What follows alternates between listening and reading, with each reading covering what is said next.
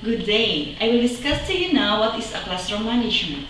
So, classroom management is one of the essential skills of effective teachers. Poor skills in classroom management have caused many teachers to quit the profession and move on to a different career. I will discuss the skills and strategies that are necessary to create a productive learning environment and to help you become an effective classroom manager. So what is a classroom manager? It refers to the skills and strategies that teachers use to organize instruction and maximize the productive use of their instructional time.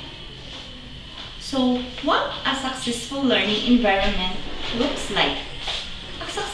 A successful learning environment is not one in which students have been managed into being quiet and orderly, but one in which their voices and behaviors serve the purpose of learning. Therefore, we should not conclude that a quiet classroom is a sign of management success.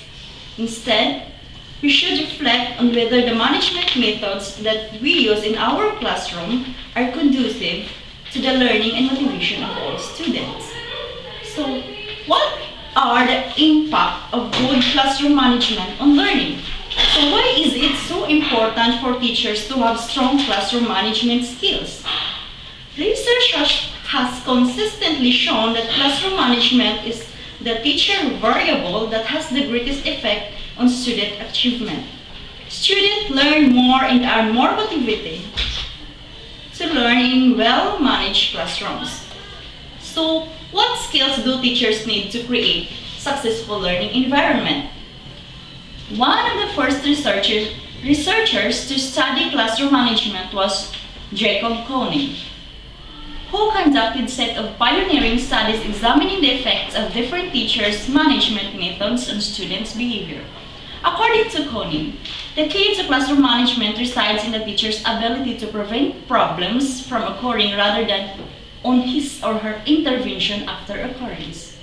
This idea has been supported by researchers, and approximately 80% of an effective management plan entails anticipating classroom disruptions and establishing the conditions to prevent them.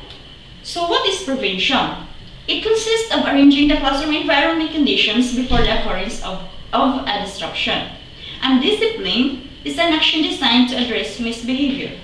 So by focusing on prevention, teachers can reduce their need to discipline students in the classroom. The first skill that teachers should have is the teachers should know how to develop a plan. And the well-developed plan has the following characteristics. First, it is aligned with the teacher's learning objectives, and it is connected to the related learning experiences.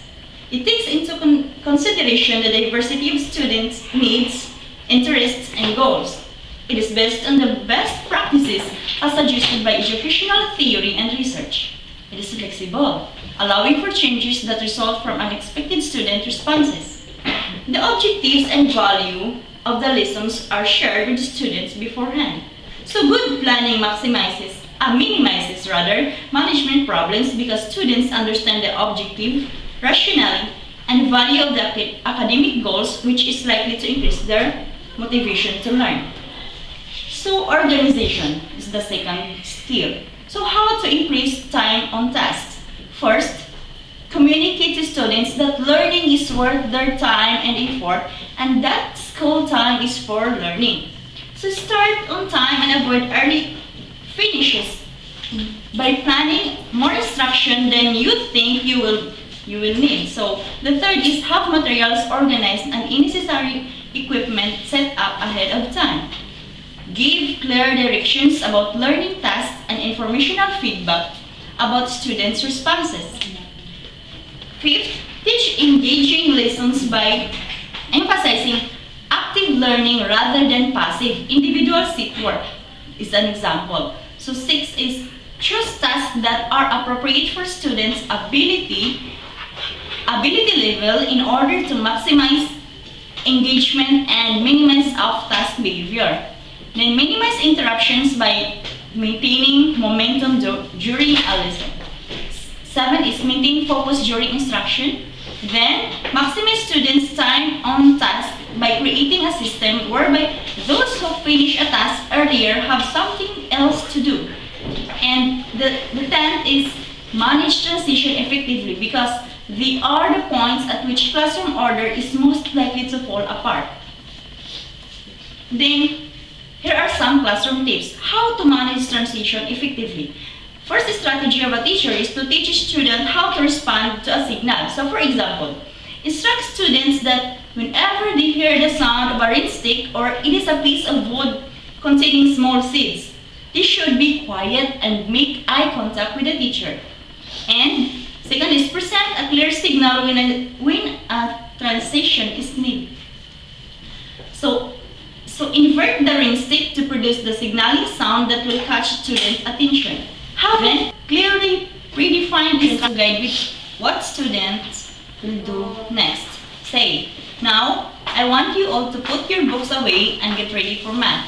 Get your pencils and math problem sheet that we were working on yesterday and put them on your desk as quickly and quietly as you can.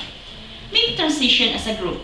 So say, class, please put away all the supplies that you have been using, rather than asking particular students at different times to put their supplies away. And you have to establish regular procedures for routine activities.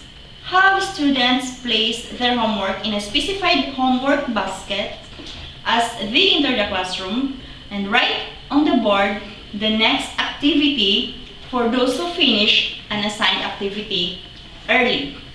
Witness is being attentive to everything that is happening within a specific area.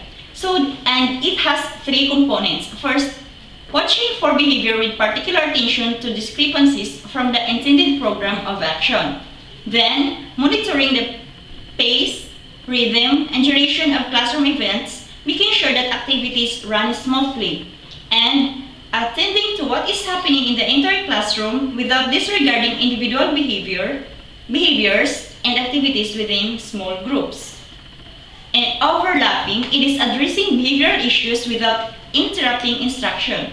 Adapting is students are less likely to become frustrated and engage in off-task activities when classroom activities are adapted to their knowledge and skill levels.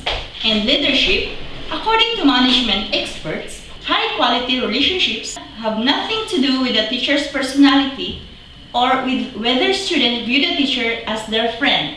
Instead, they depend on setting an appropriate level of control in the classroom. And here are some classroom tips. How to set an appropriate control level. So, the first strategy is to establish clear behavior expectation. Example, create classroom rules with student participation. Acknowledge students' behavior. Second is to establish clear learning goals. So, establish clear learning goals before starting instruction. And provide feedback on the attainment of learning goals. Provide flexible learning goals. So, adapt instruction to high and special needs students. And consider individual differences in ability and prior knowledge, and scaffold each student through his or her zone of proximal development. And display equality. Make eye contact with all students as you lecture. Show assertiveness. Use assertive body language. So example, face an offending student while keeping enough distance to avoid appearing threatening. My dear viewers, thank you for your time.